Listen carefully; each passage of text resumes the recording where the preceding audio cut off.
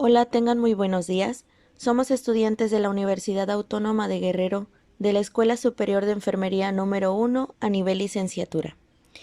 El equipo está compuesto por Abarca Feliciano Yarelmi Montserrat, Carranza Lucas Aranza Leilani, Guerrero Bello Gloria Stephanie, Sánchez Casarrubias Nereida y Velázquez Aparicio Fátima Citlali. En esta ocasión vamos a hablar de Cryptosporidium. El Cryptosporidium es un parásito protozoario que se encuentra en aguas contaminadas. Se le reconoce cada vez más como el causante de brotes de diarrea cuando los reservorios de agua han sido contaminados. En las personas normales produce una enfermedad autolimitante, pero entre pacientes inmunocomprometidos con SIDA, el Cryptosporidium puede causar diarrea severa, enfermedad de la vesícula biliar o inflamación del páncreas. Cryptosporidium es un parásito intracelular obligado. Su desarrollo es monoxeno con reproducción sexual y asexual. Es más frecuente en niños, individuos desnutridos, pacientes inmunocomprometidos y la infección se adquiere por la ingesta de oquistes que contaminan aguas y alimentos. Bueno, a mí me toca hablar sobre las especies. Hay varias especies, pero las de mayor interés son el Cryptoporidium hominis, que es una troponosis. Esto quiere decir que solo afecta a los humanos al igual que el Ciclospora.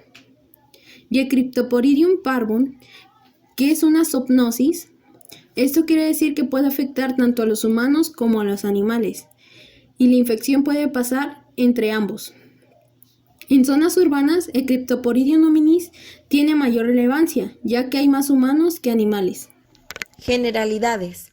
Cryptosporidium es un protozoario parásito perteneciente al Pilum apicoplexa, intracelular obligado, monoxeno, con fases de reproducción sexual y asexual, que ha sido ampliamente estudiado en la escala de vertebrados, incluida la especie humana.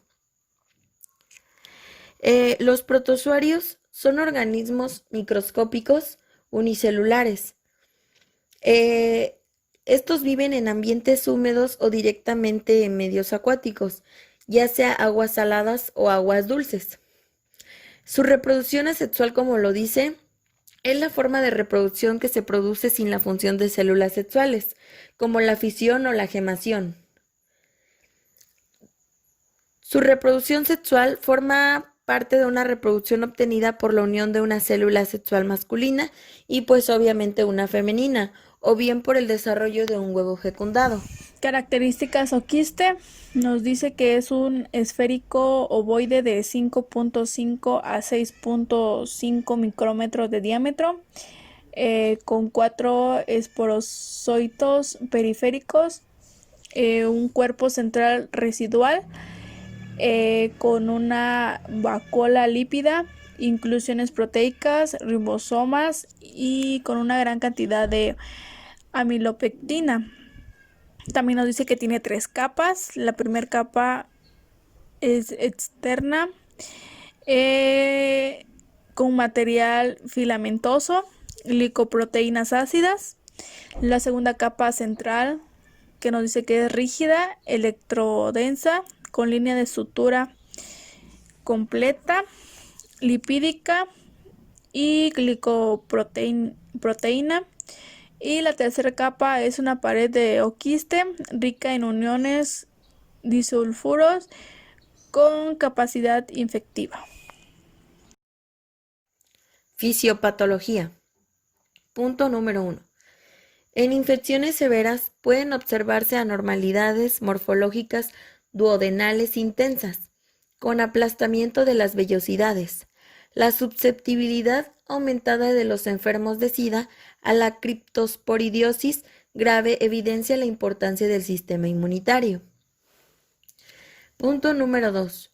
La diarrea podría ser debido a la mala absorción debido a la atrofia de las vellosidades intestinales, con la consiguiente disminución del área de absorción de las enzimas del borde en cepillo de los estereocitos. La absorción alterada de grasas y carbohidratos puede desempeñar un papel especialmente en los pacientes con SIDA. Así, la fisiopatología de la criptosporidiosis se explicaría mediante una relación compleja de mecanismos alterados de transporte celular y efectos del parásito, o sus metabolismos en las células del infiltrado de la submucosa. Epidemiología. Nos dice que en el 2004 la Organización Mundial de la Salud reconoció el impacto mundial de la criptosporidiosis y la incluyó dentro de la iniciativa de patógenos desatendido, enfermedad oportunista. Es el periodo de prepatencia, tiempo entre la infección y la eliminación de quistes.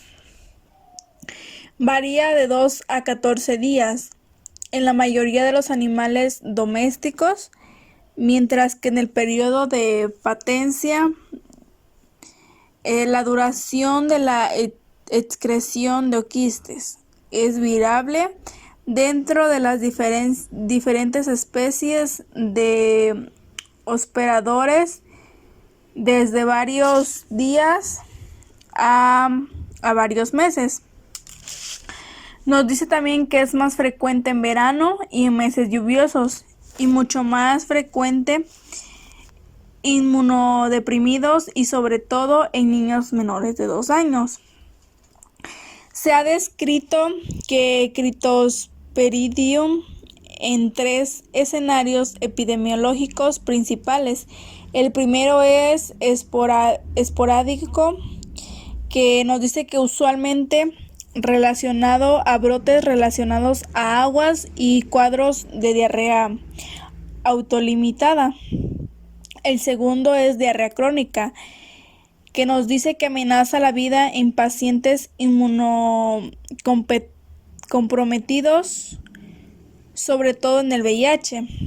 El tercero y último nos dice que es la diarrea y la desnutrición en niños de países en desarrollo.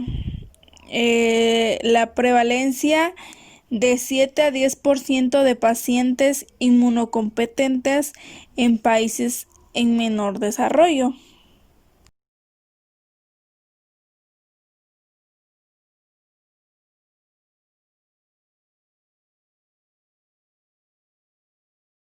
La criptosporidiosis es una enfermedad oportunista causada por el parásito Cryptosporidium presente en algunas comidas o en aguas contaminadas. La infección se puede transmitir por vía sexual, anal u oral, que es el contacto oral fetal, por nadar en aguas contaminadas con heces humanas o por consumir ostras en mal estado, también por consumir agua contaminada o por haber tenido contacto con fomites, que es la fuente de contagio inanimados, como el agua contaminada y el vómito de un paciente con dicha infección. El parásito se transmite en el medio ambiente mediante quistes resistentes, que una vez ingeridos desenquistan en el intestino delgado y dan lugar a la infección de los tejidos epiteliales intestinales. Podemos transmitirnos de Cryptosporidium al tomar agua contaminada, tener contacto con heces de animales contaminados, contacto con personas contaminadas del parásito, comer alimentos crudos y comer frutas y vegetales contaminados. Puedes infectarte con criptosporidiosis al tocar cualquier cosa que haya estado en contacto con excremento contaminado, nadar en aguas contaminadas que tienen parásitos criptosporidios y tragar parte de ella accidentalmente. Respecto al ciclo biológico, es de tipo directo o monoxeno y el estadio infectante es el oquiste maduro. El oquiste maduro es ingerido por el humano y va a ingresar al intestino delgado, que también podría infectar al epitelio del intestino grueso y el aparato respiratorio. Una vez que ingresa al intestino delgado, ocurre la esquistación y se liberan los esporozoitos. Los esporozoitos van a invadir a las células intestinales o enterocitos, pero solo por debajo de la membrana externa de la célula, es decir, que tiene localización intracelular, pero extracitoplasmática, y estos se transforman en trofozoitos. Entonces el trofozoito se va a ubicar en una vacuola parasitófora. En sí va a tener su propia vacuola, que va a tener sus propias paredes, que está dentro de las células. Entonces invade el esporozoito, que se transforma en trofozoito con su vacuola parasitófora, extracitoplasmática pero intracelular. ¿Y qué hace la esquizogonia o merogonia? Transforma el meronte tipo 1 o de primera generación. Este meronte va a liberar a los merozoitos o también llamados merozoitos tipo 1 que pueden invadir a nuevos enterocitos y que pueden continuar formando merontes tipo 1 o dar origen a merontes tipo 2. Cada meronte tipo 2 va a producir 4 merozoitos tipo 2, es decir, tenemos acá merozoitos tipo 1 que tenían dos opciones, o regresaba a otra célula intestinal y seguía formando merontes tipo 1 que seguían liberando y así llevando el mismo ciclo y aumentando la carga del parásito, o este merozoito tipo 1 invade de nuevo una célula intestinal, pero si se convierte en un meronte tipo 2. Si sucede esto, ese meronte tipo 2 va a liberar a merozoitos tipo 2 y estos merozoitos, cuando invaden a un enterocito, inician de frente la gametogonia. Y así forman microgametocitos que se convierten en microgametos flagelados y macrogametos y ocurre la fecundación y se forma el huevo o cigoto. Ahora este cigoto sigue desarrollándose dentro del enterocito dando origen a dos tipos de oquistes que se van a desarrollar por esperogonia. Entonces este huevo cigoto sigue adentro del enterocito y va a secretar una pared a su alrededor para formar el nuevo quiste.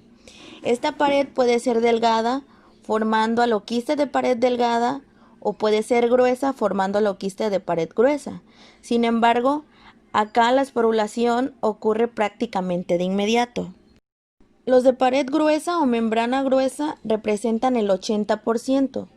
Ambos son estadios infectantes de inmediato, porque ya están maduros, pero como son de pared gruesa generalmente no se rompen adentro del intestino, a diferencia de los de pared delgada, y estos pueden resistir a condiciones del medio ambiente. Los de pared delgada o membrana fina representan el 20% y como es una pared delgada, pueden romperse ahí mismo y si se rompen dentro del intestino, salen los esporozoitos y causan autoinfección interna. Al final se expulsan los oquistes de pared gruesa en las heces. Cada oquiste maduro tiene 4 esporozoitos. Los parásitos Cryptosporidium son una de las causas más comunes de diarrea infecciosa. Este parásito es difícil de eliminar porque es resistente a muchos desinfectantes y muchos filtros no lo eliminan. La criptosporidiosis puede sobrevivir durante meses a diferentes temperaturas, aunque el parásito se puede destruir mediante el hervor. Respuesta inmunológica.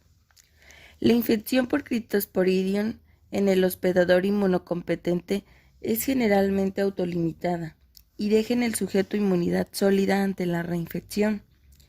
Todo lo contrario ocurre en el paciente con deficiencias linfocitarias o de gamaglobulinas, congénitas o adquiridas, donde pudieran ocurrir infecciones graves crónicas. Estos hechos sugieren que ambos mecanismos celulares y humoral de defensa están implicados en la resolución de la infección y el desarrollo de la inmunidad. Diferentes especies de hospedadores han mostrado algún tipo de resistencias a la infección relacionada con la edad, lo que explicaría que la criptoporidiosis sea más frecuente y más severa en mamíferos neonatos y en pájaros que en adultos. También me tocó hablar sobre las complicaciones. Las complicaciones de la infección por Cryptoporidium incluyen las siguientes: deshidratación grave, desnutrición como consecuencia de la mala absorción de nutrientes, pérdida de peso, inflamación del pasaje entre el hígado, la vesícula biliar y el intestino delgado, inflamación de la vesícula biliar. La infección por Cryptoporidium no es potencialmente mortal. Si has tenido un trasplante o si tienes el sistema inmunitario debilitado, el desarrollo de complicaciones puede ser peligroso. La infección por Cryptosporidium es contagiosa, así que toma precauciones para evitar propagar el parásito a otras personas. No hay vacuna para prevenir una infección por Cryptosporidium. Para ayudar a prevenir la infección, ten buenos hábitos de higiene, lava a fondo con agua no contaminada todas las frutas y verduras que vayas a comer, Purifica el agua potable y asegúrate de utilizar un filtro que cumpla con los requisitos de la norma 53 o 58 de la NSF Internacional para la Reducción de Quistes y Oquistes.